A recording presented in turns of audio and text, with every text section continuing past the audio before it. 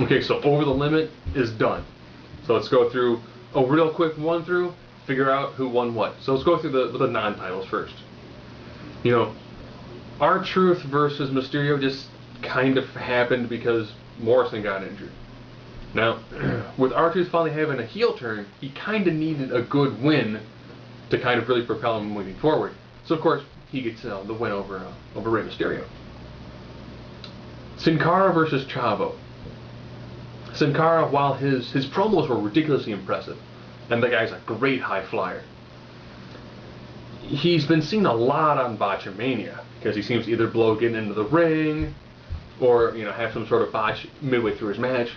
So having a feud with Chavo is really good because we've seen Chavo in the past. Chavo is great at making someone else look even better.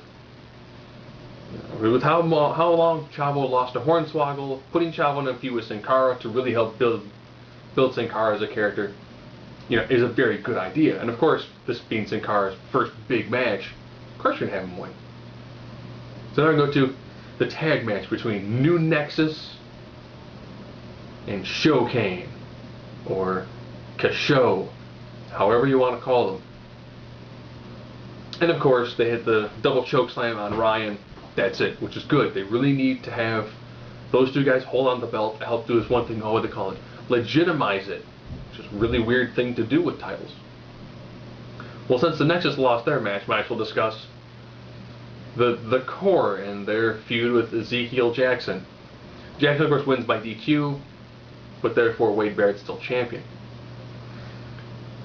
Kelly took on whichever Bella holds the titles. The Bellas did their typical, roll into the ring, switch, face buster.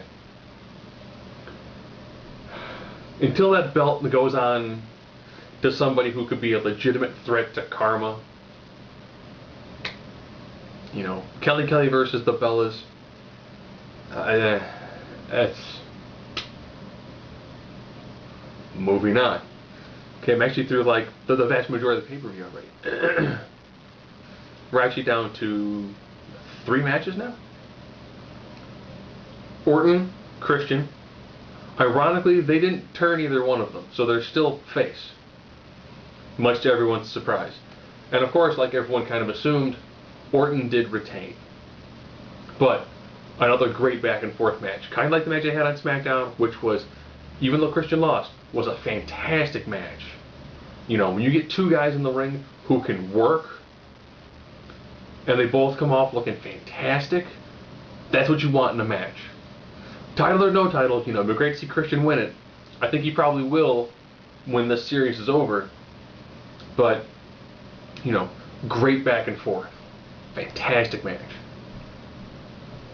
Of course, Miz took on Cena in an I Quit match. And, fairly brutal by PG standards. And for a while, Miz had won. Because Miz, I guess, was watching an old match between The Rock and Mankind and decided to play a recording of someone saying, "I quit." Of course, the difference being this time is the ref actually realized it wasn't the person saying it, because there was a recorder in the ring next to John Cena and where the words "I quit" were uttered. Therefore, restarting the match, and therefore, like most I Quit matches, John Cena made The Miz tap out and say he quits.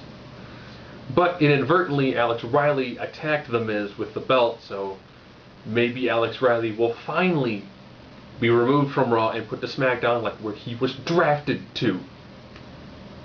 Then it comes down to Lawler versus Cole in the Kiss My Foot match. Cole came down, "I got bad athlete's foot, I got doctor's note, this isn't going to happen." Ref tears it up. Why? Because the E, entertainment matters. Lawler beats up on Cole, gets the 3 count. Cole does his best to try to, avoid it, even though he's attacked by Eve, as well as by good old JR. So, Cole, who by this time has had his pants pretty much removed and is covered in barbecue sauce, is running his way back, and then he gets stopped by Bret Hart? In the world of utter randomness, that takes the cake right there. So of course Bret Hart chases him down the ring, puts him in the sharpshooter. So you have a covered in barbecue sauce, almost pantless Michael Cole in the sharpshooter by Bret Hart, having Jerry the King Lawler stuffing his foot into his mouth. I guess that's the reason why they actually showed the Kiss My Foot match from what almost like 17 years ago between Cole and Hart. Or between Lawler and Hart, sorry. So all in all, you know, decent pay-per-view. Let's be honest, people only really cared about 3 matches. As sad as that is, they wanted to see if Christian could win. They wanted to see if Miz could actually beat Cena in an I Quit match. And they wanted to, you know, see if Lawler gets his just desserts. Of course, like most marks, we pretty much kind of realized Orton probably was going to retain, Cena was going to retain, and Lawler was finally going to get the whoop the living crap out of Cole. So hopefully, maybe Cole will be out for a week or so, and then when he comes back, maybe he'll have seen the light, and they can kind of pseudo drop. I was almost hoping, you know, that when Bret Hart came down, as opposed to Hart, Swagger would have come down.